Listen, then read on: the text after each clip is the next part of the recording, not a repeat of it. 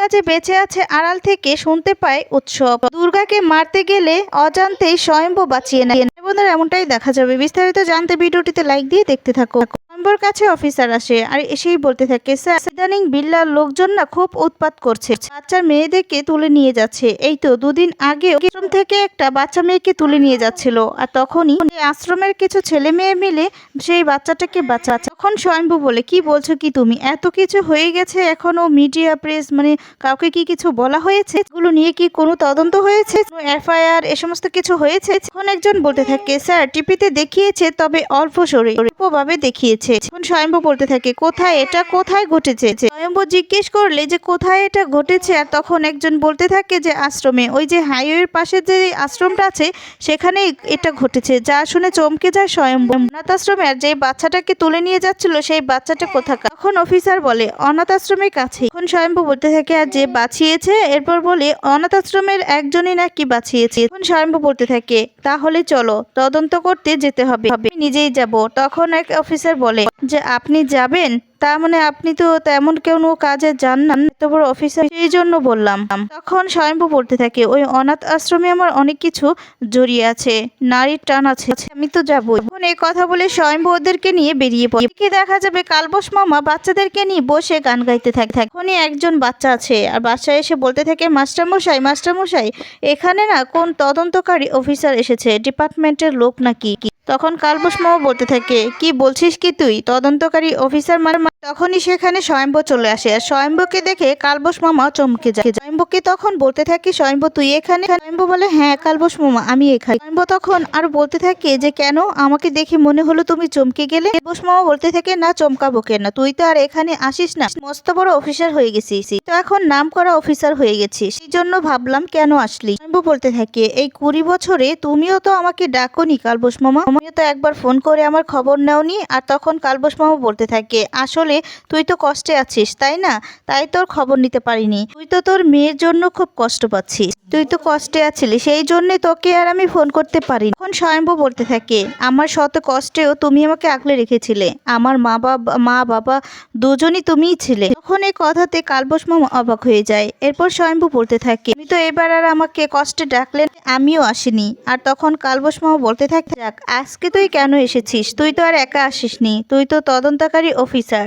তোর সাথে তোর লোকজন আছে, ডিপার্টমেন্টের লোকজন, ওদেরকে এখানে নিয়ে তারপরে এসেছিস। কেন এসেছিস তুই এখানে? আসলে এই আশ্রমের একজন মেয়েকে নাকি বিল্লা বলে লোকটি তুলে নিয়ে যাচ্ছিল, আর এই আশ্রমের কেউ না কেউ তাকে বাঁচিয়েছে, সেটাই আমি তদন্ত করতে এসেছিলাম, যে বাঁচিয়েছে তাকে জিজ্ঞাসাবাদ করব। এখন কালবোস মামা রেগে যায় আর রেগে গিয়ে বলতে থাকে, কি তুই এই আশ্রমের বাচ্চাদেরকে তুই জিজ্ঞাসাবাদ করবি? না সেটা হবে না, কিছুতেই হবে না স্বয়ম্ভু, এখানে প্লিজ তোর এই তদন্তকারী অফিসারদের নিয়ে চলে যায়, এখানে তদন্তকারী ফলাবি না। এখন স্বয়ম্ভু বলতে থাকে, কালবোস মামা তুমি এরকম রেগে যাচ্ছ কেন? কালবোস মামা তখন বলতে থাকে, হ্যাঁ রাখবই তো, তুই কেন এসেছিস এখানে? কালবোস মামা তখন বলে যে হ্যাঁ রাখবই তো, শোন তুই এখানে কেন এসেছিস, তুই এক্ষুনি না এখান থেকে চলে যা, এখানে না কোনো ক্রিমিনাল নেই যে তুই তদন্ত করবি বা কাউকে জিজ্ঞাসাবাদ করবি, এখান থেকে যা যা এখান থেকে, এখানে না তুই কোনোদিনও আসবি। তখন স্বয়ম্ভু বলতে থাকে, কালবোস মামা এসব তুমি কি বলছো? তখন একজন অফিসার বলতে থাকে, স্যার আপনি বললে এখনই ওনাকে আমি তুলে নিয়ে যেতে পারি। তখন স্বয়ম্ভু বলে, না একদম না, উনি আমার মা বাবা দুজনের দায়িত্বই পালন করেছেন, উনি আমাকে বড় করেছে।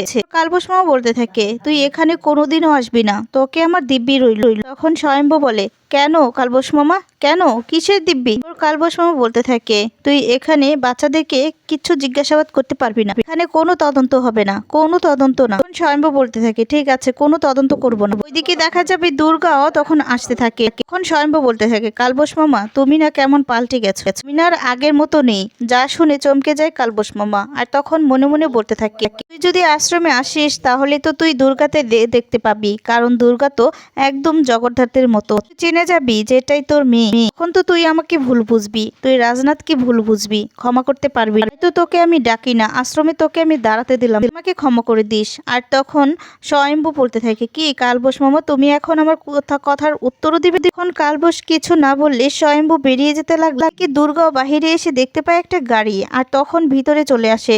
এদিকে ভিতরে এক পাশ দিয়ে দুর্গা আসে, আরেক পাশ দিয়ে স্বয়ম্ভু বেরিয়ে যায়। এখন দুর্গা বলতে থাকে, কিরে বুড়ো কি? আর তখনই দুর্গা কাছে বলতে থাকে যে কিরে তোকে আবার ওই অফিসাররা দেখেনি তো? আর তখন বলে অফিসার মানে ওই গাড়িটা কিসের? কালবোস মামা বলতে থাকে তুই বিল্লার লোকজনকে রাস্তায় মেরেছিস, সেই জন্য তদন্তকারী অফিসাররা তদন্ত করতে এসেছিল। তখন দুর্গা বলতে থাকে কারারে আর কেন? আমি 100 বার মারবো, অন্যায় দেখলেই তো আমি থাকতে পারবো না। আমার পাড়া থেকে মেয়েদেরকে তুলে নিয়ে যাবে আর আমি বসে থাকবো? আর তখন কালবোস মামা বলতে থাকে তোকে না একটা চড় মারবো। এরপর দুর্গা চুপ হয়ে যায়। দুর্গা তখন বলতে থাকে কেন রে বুড়ো, কারা এসেছিল যে তুই আমার সাথে এভাবে ব্যবহার করছিস? তখনই আশ্রমের আরো বাচ্চারা চলে আসে আর এসে তখন বলতে থাকে দুর্গা দিদি এখানে না আসলে তদন্তকারী অফিসাররা এসেছিল, ওই যে বিল্লার হাত থেকে তুমি বাচ্চাদেরকে বাঁচিয়েছিলে তার জন্য তদন্ত করতে এসেছিল। যা শুনে দুর্গা অবাক হয়ে যায়। তখন কালবোস মামা বলতে থাকে দুর্গা তুই কোথাও যাবি না আর কারোর সাথে তুই মারপিট করবি না। দুর্গা বলে কেন, কি হয়েছে? আর তখন কালবোস মামা বলতে থাকে আমি তোকে যেটা বলেছি তুই তাই করবি, বুঝতে পেরেছিস? অন্যদিকে দেখা যাবে দেবর মেয়ে পৃথা সাজগোজ করছিল। প্রীতির মেয়ে সেজে গুজে সেখান থেকে বের হতে গেলে তখনই দেবু এসে হাতটা ধরে আর তখন বলতে থাকে কোথায় যাচ্ছ তুমি কোথায় যাচ্ছ এত রাত করে? তখন প্রীতির মেয়ে বলতে থাকে এই শুনুন, আমার উপরে না একদম শাসনগিরি ফলাতে আসবেন না, আমি আপনাকে আমার বাবা বলে মানি না। কথা বললে দেবু তখন বলতে থাকে তুমি বাবা বলে মানো না মানে? আমি তোমার বাবা, তুমি বুঝতে পেরেছো? তখন পৃথা বলে না আমি মানি না, আপনি একজন ক্রিমিনাল। মা না আমাকে সবকিছু বলেছে, প্লিজ আমার সঙ্গে একদম কথা বলতে আসবেন না, আমি আপনাকে বাবা বলে পরিচয় দিই না। যা শুনে দেবু অবাক হয়ে যায়। উনি সেখানে কৌশিকের মা চলে আসে আর এসে তখন বলতে থাকে কি ভাষায় কথা বলছো তুমি তুমি না প্রচন্ড অভদ্র হয়ে গেছো, এত রাত করে তুমি বাহিরে যাচ্ছ কেন তুমি? আর তখন পৃথা বলতে থাকে যা ইচ্ছে আমি তাই করব, বুঝতে পেরেছেন? আপনাদের জেনারেশনের সাথে না আমার জেনারেশনটা একদম মিলে না। এখন এই কথা শুনে অবাক হয়ে যায় কৌশিকের মা। সেখানে কৌশিকের বাবাও চলে আসে, এসে তখন বলতে থাকে শোনো ওদিকে তোমার বন্ধুরা নিচে দাঁড়িয়ে আছে গান বাজনা করছে, তুমি এত রাত করে এখন হোটেলে যাবে, পার্টি করবে? এখন পৃথা বলতে থাকে হ্যাঁ আমার যা খুশি আমি তাই করবো। কৌশিকের বাবা বলতে থাকে না তুমি এই বাড়িতে থেকে যা খুশি তাই করতে পারবে না। প্রীতি চলে আসে, প্রীতি এসে বলতে থাকে আমার মেয়ে যা খুশি তাই করবে, আপনারটা খায় না পরে যে আপনার কথা মতো শুনতে হবে, প্লিজ আপনি না ওকে এরকম ভাবে বলতে পারেন না। কৌশিকটা খাই আর কৌশিকই বুঝবে ও মানে কি করবে না করবে। পৃথাকে এসে ক্রেডিট কার্ড দেয় আর দিয়ে তখন বলতে থাকে পৃথা তোমার যা খুশি তুমি তাই করবে, বুঝতে পেরেছো? এই নাও ক্রেডিট কার্ড। আর তখন পৃথা বলতে থাকে thank you mom, love you mom. এই বলে পৃথা চলে যায়। এখন দেবু প্রীতিকে বলতে থাকে তুমি না ভুল করছো, তুমি মেয়েটাকে খারাপ বানাচ্ছ। এরপর প্রীতি বলতে থাকে আমার মেয়ে যা খুশি তাই করবে, তাতে তোমার কি? আর তখন কৌশিকের মা বলতে থাকে প্রীতি এই জন্য না তোমাকে একদিন ফস্তাতে হবে। তখন প্রীতি সেখান থেকে চলে যায়। এরপরই দেখা যাবে দেবু কাঁদতে থাকলেই তখন কৌশিকের মা গিয়ে বলতে থাকে দেবু তুমি একদম চিন্তা করো না, দেখবে একদিন সবকিছু ঠিক হয়ে যাবে আর ওরাও বুঝতে পারবে। এদিকে দেখা যাবে জগদ্ধাত্রীর কাছে রাজনাথ আসে। জগদ্ধাত্রী তোমার মেয়েকে দেখলাম, জানো তো তোমার মেয়ে বড় হয়ে গেছে আর দেখতে ঠিক তোমার মতো হয়েছে। আমি জানি তুমি আমাকে ভুল বুঝছো, আমি তোমার কাছ থেকে মানে একজন মায়ের কাছ থেকে মেয়েকে কেড়ে নিয়েছি, তো বিশ্বাস করো তোমাকে যারা, তুমি এত একটা বুদ্ধিমতী মেয়ে, তারপর তোমাকে অপারেশন থিয়েটার নিয়ে তোমার জীবনটা নষ্ট করে দিয়েছে যারা, তোমাকে সারা জীবনের মতো এরকম অবস্থা করে দিতে পেরেছে, তারা না তোমার মেয়েকেও মেরে ফেলতো। আমি ওকে বাঁচানোর জন্য ওকে সরিয়ে দিয়েছি। তোমার মেয়ে না বড় হয়ে গেছে, জানো ও না পড়াশোনা করেছে, আর সবচেয়ে মজার ব্যাপারটা কি জানো, ও না দেখতে একদম তোমার মতো। তোমার মেয়েকে আমি এ বাড়িতে ফিরিয়ে আনবো তোমার মেয়েকে, তোমার মেয়ে না তোমাকে মা বলে ডাকবে। তখনই সেখানে স্বয়ম্ভ চলে আসে, এসে তখন বলতে থাকে কে কে মা বলে ডাকবে? তখন রাজনাথ থমকে যায় আর তখন বলতে থাকে যে আমি ওকে বলেছিলাম যদি দুর্গা বেঁচে থাকতো তাহলে তোমাকেও না মা বলে ডাকতো। স্বয়ম্ভ বলতে থাকে যে নেই তার কথা বলে লাভ আছে, করছেন এসব কেন? আর তখন রাজনাথ বলে না না আমি বুঝতে পারিনি তোমরা কষ্ট পাচ্ছ। স্বয়ম্ভ বলতে থাকে আচ্ছা বাবা একটা কথা বলো, সব কি দুর্গার নামে লিগেল ভাবে হয়ে গেছে?